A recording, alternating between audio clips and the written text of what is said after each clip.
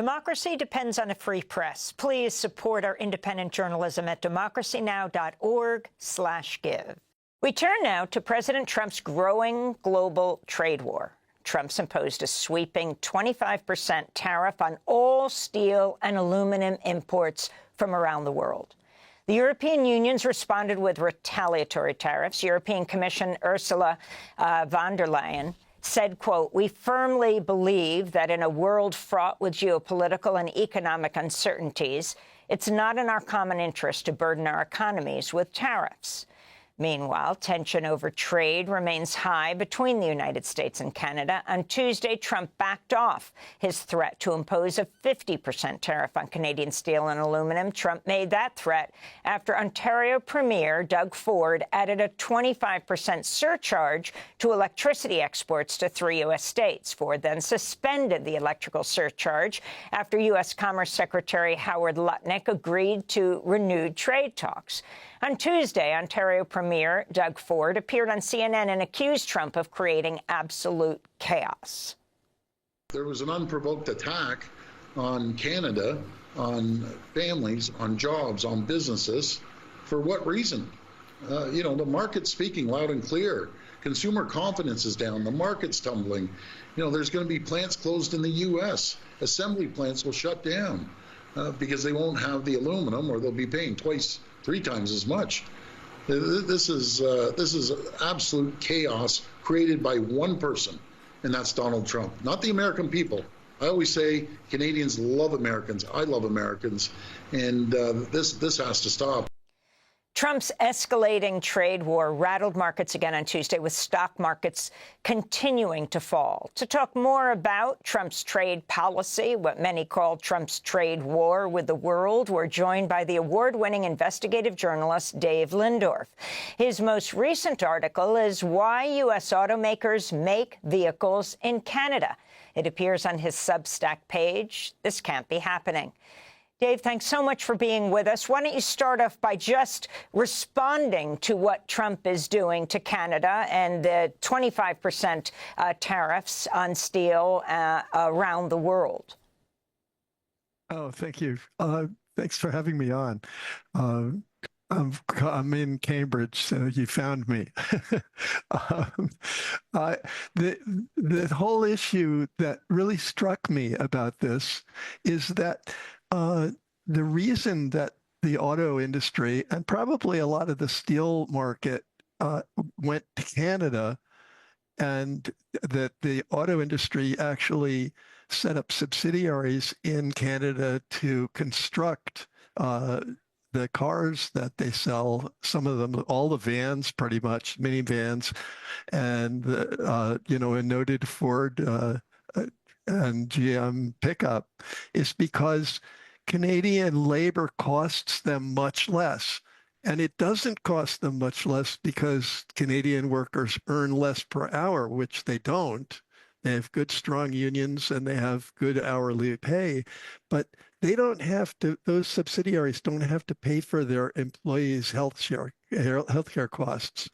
In the US, in contrast, the union has negotiated very good health plans from the auto industry, Ford, Stellantis, and GM, but they have to pay for that themselves, the auto companies, and, a part of it by the employees, because we don't have public medicine, nationally funded public medicine for working age people, only for people on Medicaid after they're 65. They're not the ones that are working.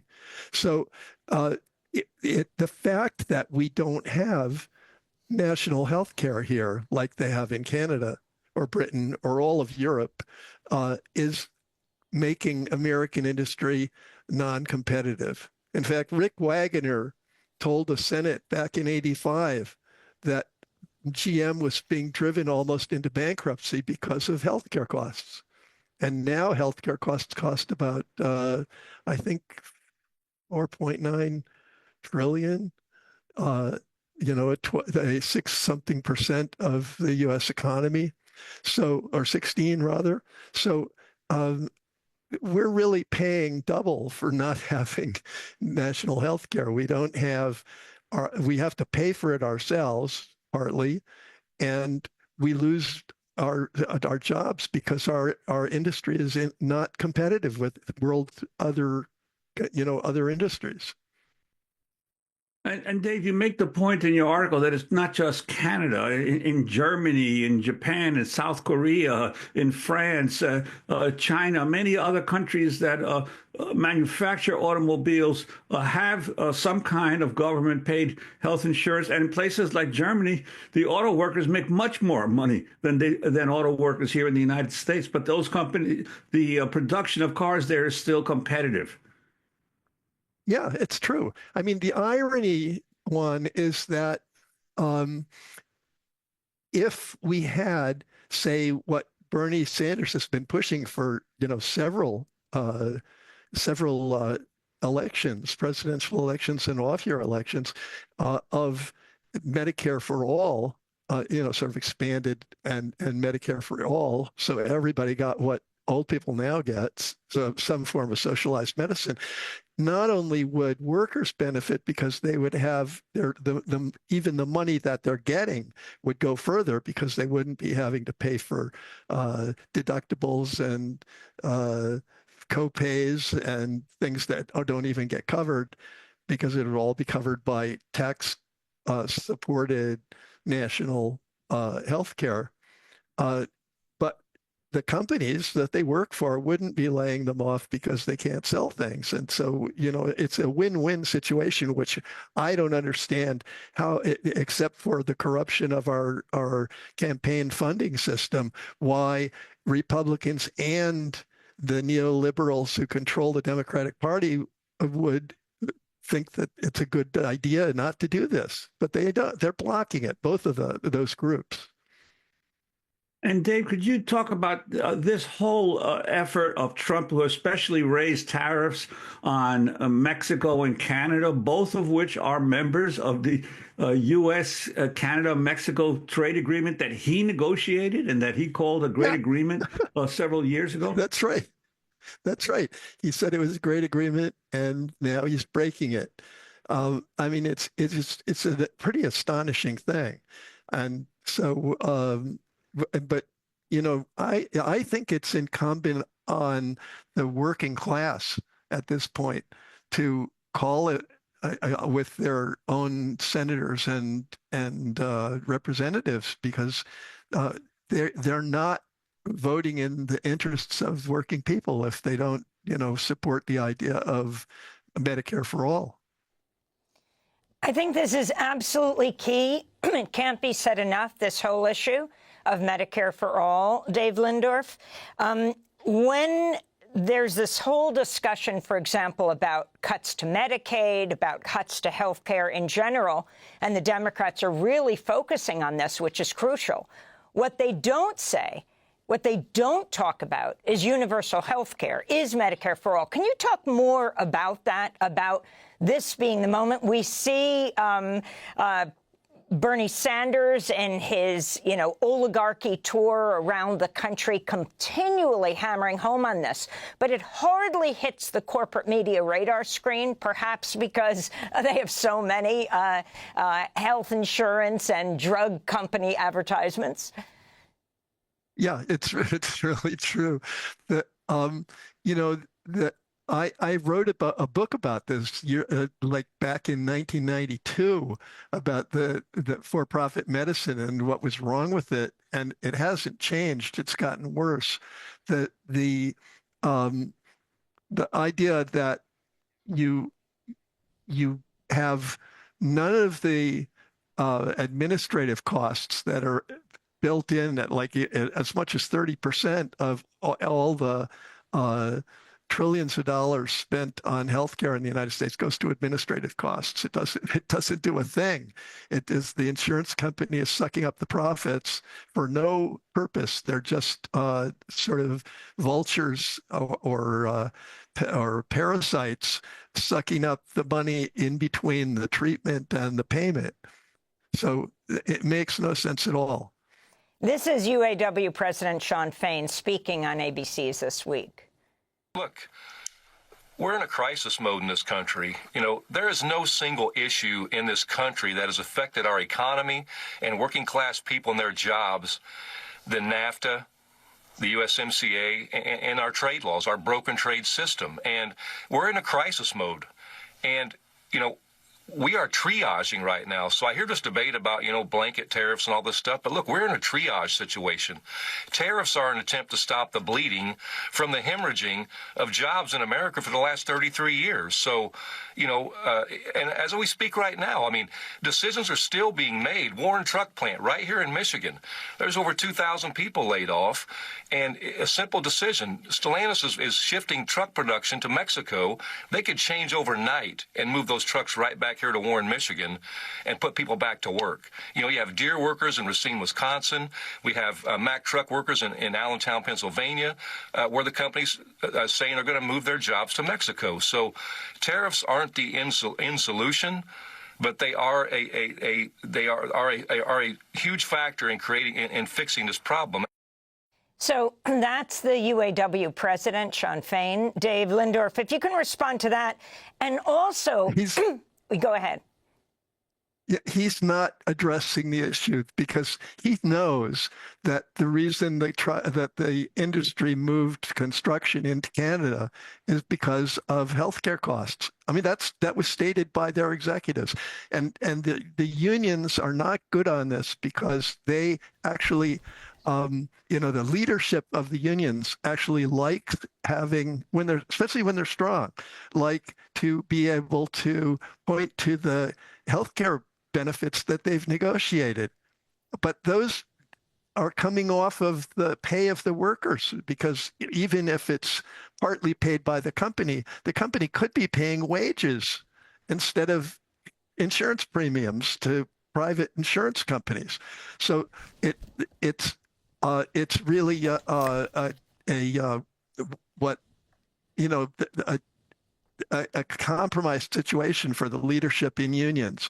They should be supporting state-funded healthcare so that they can focus on working conditions and better incomes, and not on this other stuff. So you know, a tariff, the worst thing about the tariffs, and he also should know this, is it's the most regressive form of taxes because it hits the people who have to buy stuff that's got tariffs on it, from like imported food, medicines, all of that. And second of all, it's a way of keeping the bad American practices and, you know, investing, for example, in productivity improvements in your company, when if you can get a tariff slapped on the competition abroad, you don't have to make those investments. So it's really a way of keeping the management of companies doing whatever they're doing now instead of fixing things. Up on that, the emphasis that Trump has, how different governments or countries are ripping off the United States when it comes to trade, when in fact, I think the estimates are that as much as 2/3 of all trade in the world is between multinational companies trading with their own subsidiaries. This is an internal system of the division of labor among the big multinationals. It's the companies, the American companies, that go to China, that go to Vietnam, that go to Bangladesh to produce their products. It's not the nations themselves that are responsible. It's the way that international multinational corporations work. Yeah, you're right, Juan. They do that also because they get enormous tax breaks for by manipulating the internal pricing of their subsidiary supplied parts coming into the U.S. So if you can make the profits show up in the country that has the lowest corporate tax on profits, and you do it by just artificially increasing the cost of the product that you're buying from yourself from a low tax from a high tax place to a low tax place, and it's very hard to detect that. Finally, Dave Lindorf, I want to ask you about the Tesla ad that President Trump performed in yesterday at the White House. It was quite astounding. You have, what's the article I'm reading right now? The president throwing Elon Musk a lifeline with an event live streamed on X where he touted the cars and said he would buy one. You have Trump going into a red Tesla as Elon Musk was there with his little son, X, talking about how important it was to support Tesla. Can you talk about not only the stock massive drop in Tesla, but the billionaires who stood at the inauguration in front of the cabinet members, losing a tremendous amount of money at this point since the inauguration? Yeah, I mean, what he's doing is he's helping him because his market is collapsing around the world. People don't want to buy Teslas from, this lunatic fascist, drug user, and he's angering the MAGA people. He's angering foreign buyers who would buy this. People, and the Teslas are being attacked. So if you buy a Tesla, you're liable to get key scratches on your car when you park it. And, worse. So, I think he's lost, the last time I looked, it was $129 billion since the election, his Tesla companies and his other companies. So, so Trump is trying to give him a boost. It's pretty obscene. He should put him in a red Tesla and launch him to Mars. But you would have to be very careful that the rocket doesn't explode. And what I'm referring to, of course, is the second explosion of one of Elon Musk's rockets, this one over the Caribbean. Dave Lindorf, I want to thank you for being with us, award-winning investigative journalist, author of the recent book, Spy for No Country, the story of Ted Hall, the teenage atomic spy who may have saved the world.